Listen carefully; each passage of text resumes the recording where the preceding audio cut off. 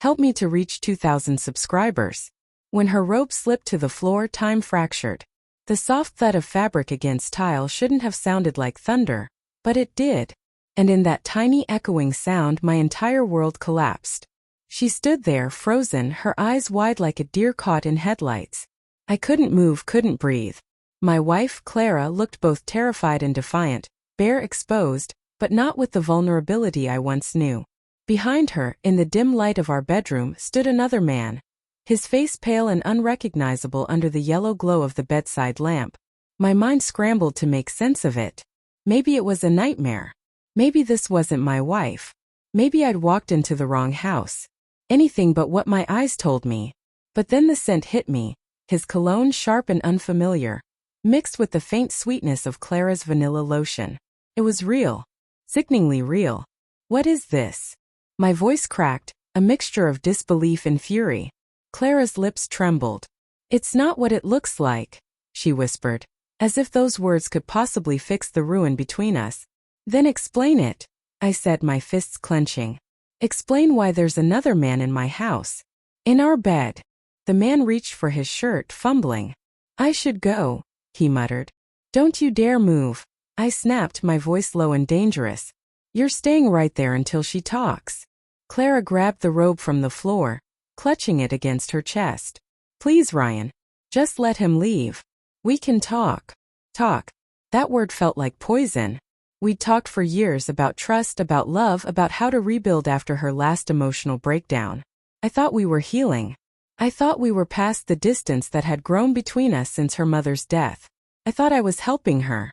But now, every moment of comfort, every reassuring word, felt like a lie she'd rehearsed to perfection. The man finally bolted, pushing past me, leaving the door swinging open in his wake. Silence fell heavy, thick enough to choke on. Who is he? I asked quietly. Clara sank onto the edge of the bed, her robe loose around her shoulders. It doesn't matter. It matters to me, I said, stepping closer. Because you made me believe in us. You made me think I was enough. Tears gathered in her eyes, but they looked more like guilt than sadness. You were enough, Ryan. You always were. I lost myself.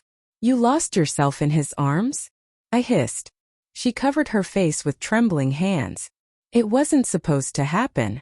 It started after that fight we had about your long hours. I felt so alone. He was just someone I could talk to. It got out of control. I sat down across from her, the mattress dipping between us like a crack in the earth. Someone you could talk to? You had me, Clara. I begged you to open up. Every night you shut me out. And now this. I didn't plan it, she said weakly. That line repeated in my head like a broken record. I didn't plan it. As if that could erase the betrayal. I stared at her, at the woman who had once made my world feel full.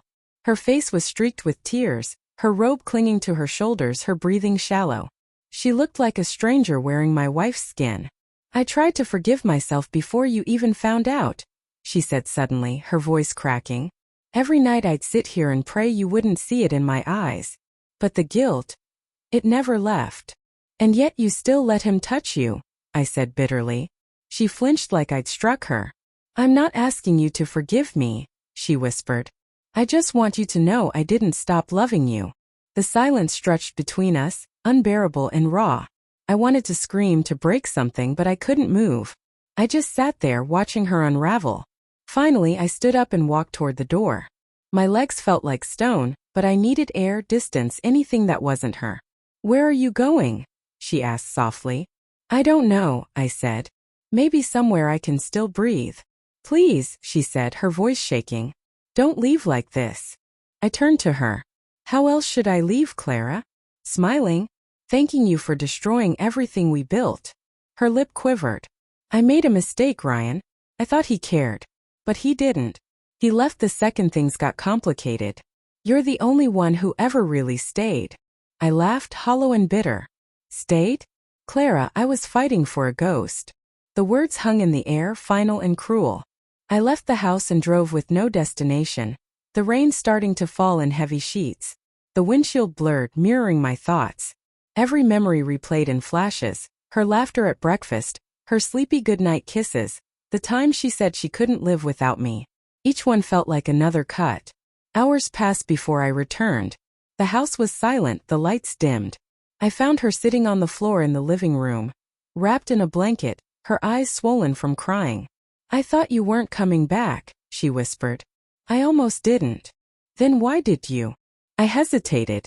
"Because part of me needed to see if there was anything left to save." She looked up at me, hope flickering in her eyes. "Is there?" I looked around, the photos on the wall, the half-empty wine glass on the counter, the faint scent of betrayal still lingering in the air. I thought about everything we'd shared, everything we'd lost. "I don't know," I said quietly. "Maybe not tonight. Maybe not ever." Her tears fell silently, but she didn't beg this time. Maybe she knew words couldn't fix what her actions had broken. I walked to the bedroom, grabbed a small duffel bag and started packing. "Ryan," she said from the doorway, "before you go, there's something you should know." I froze. "What?" Her voice broke. "I'm pregnant." The room spun. My heart stopped, then slammed back to life in my chest. "Is it mine?" She hesitated. "Too long. Far too long." "I don't know," she said, her voice trembling like a confession. That was it. The final nail. The end. I left without another word. As I drove away for the last time, the sunrise broke over the horizon, painting the sky in cruel shades of gold. It was beautiful, in the way endings often are, quiet, devastating, and final. And though I tried to hate her, all I could feel was emptiness, because even in her betrayal, part of me still loved her. And that, more than anything she did, was the real tragedy.